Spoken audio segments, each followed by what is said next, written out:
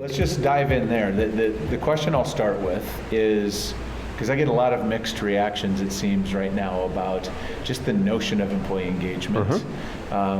It seems to me like there's a lot there's become sort of a heightened awareness of the importance of engagement, whatever that is. But I'm curious, with your member companies and the research you guys are doing, where are organizations right now? Where are we with engagement? What's both in terms of understanding, I think in terms of execution internally, what are you seeing?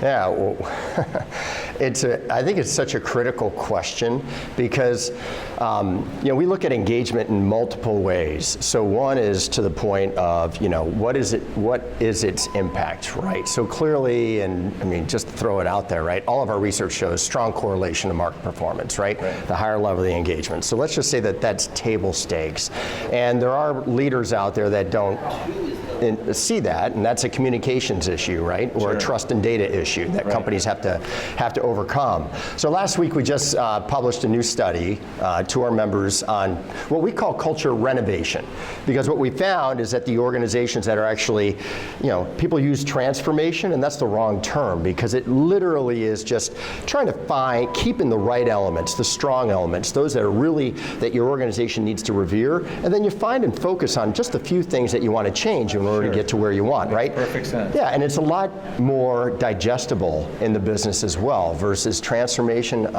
crud. Where do we start? How long is this going to take, et cetera.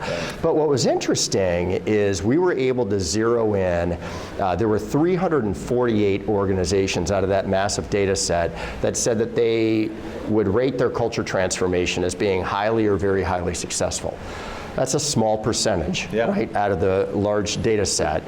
And so, but when we looked at the 348, there were really strong commonalities to them. One of the things that we asked them is how do you measure the overall health of your culture? What are the mechanisms to do that? And 9 out of 10 of those organizations said we use our employee engagement survey data to do that, or as part of it. 9 out of 10 of every organization, those that had bad transformations, those that aren't even going through a transformation, when we ask them how they measure their org's health, they use their employee engagement data. The problem, though, is that it's limited. We actually view that as a false proxy in and of itself of organizational health. Because what our research found is that there's no statistical relationship between using employee engagement data and whether the transformation of a company's health or culture is successful or not, whether their 5-year growth trends in revenue, profitability, customer satisfaction, and market share went up or not. There's no correlation. It doesn't mean that it's not important. It just means that it's one of many things. But the few things that matter, there were 2 things that stood out, and that's always-on feedback technology and internal and external social sentiment. So what we look at is, and what our research has been showing, is that high performance organizations are looking and saying the employee engagement survey as is, the annual, semi-annual, all employee survey, some organizations want to continue to do it because it's important for benchmarking themselves, which is fine.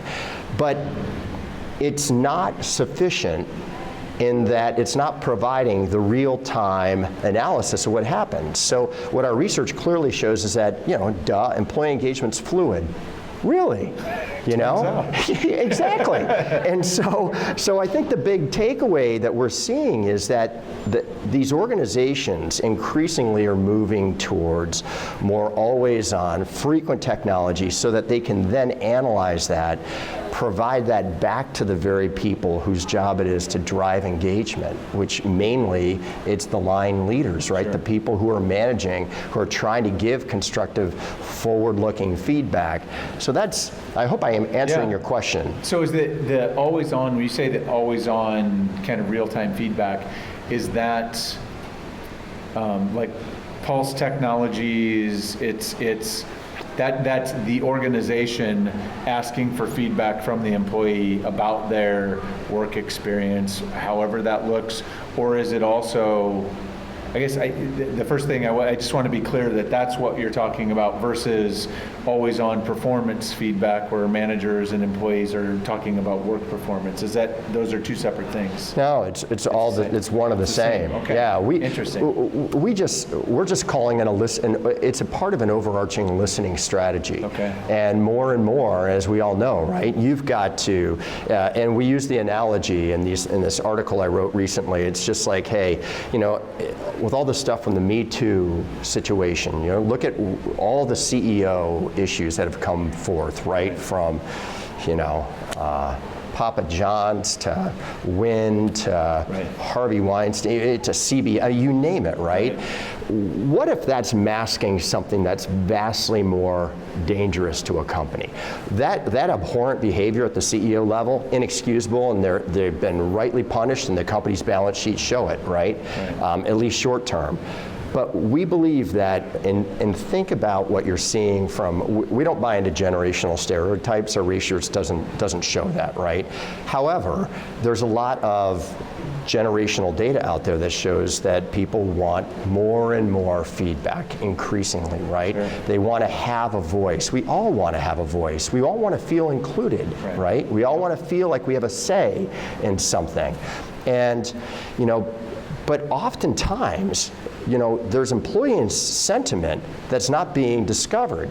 And if you take a look at a traditional employee engagement survey, we did a survey recently about the employee engagement survey. Okay. And one of the things that, a couple data points that came out of that is that 73% of organizations use only that survey, or that survey is their only means to identify employee sentiment. And then 95% of the questions in a typical employee engagement survey are quantitative, multiple choice, Likert scale responses. But the real juice is in the qualitative. Sure.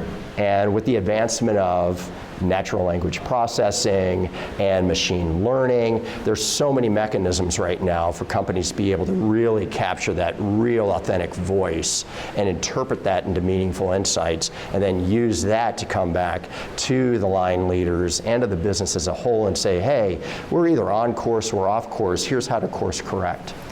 So that raises a question for me, because we sort of, as you were answering this, we certainly got into, when you talk about engagement, so often the organizations sort of immediately go to thinking about engagement through the lens of, well, it's our engagement survey, right? That becomes the proxy for engagement work.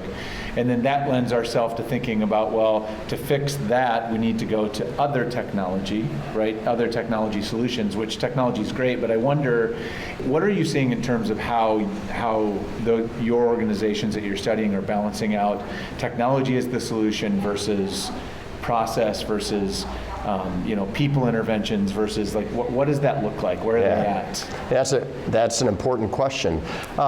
I don't know. I don't have a data point that I can share with you, but what I do know is this. We did a significant study with the University of Southern California Center for Effective Organizations that we published last summer, and it was all on performance feedback. And we were looking at performance management, because so many companies, right, boards are saying, hey, make some changes, or what are you doing about this? I read this article here, and or a CEO might come down and say, hey, I had lunch with this other CEO, they just dropped ratings. What are we doing about that? Right. Those are all the wrong questions, right? But what our research found in that particular study, and I'm going to get to your question, which is, what's the balance between technology and the process, right?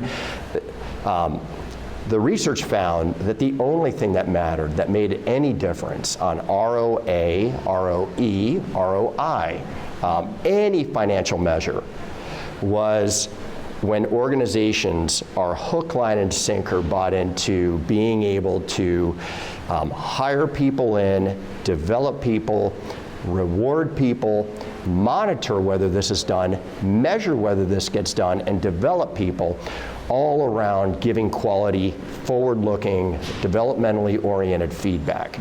Not enough organizations do that.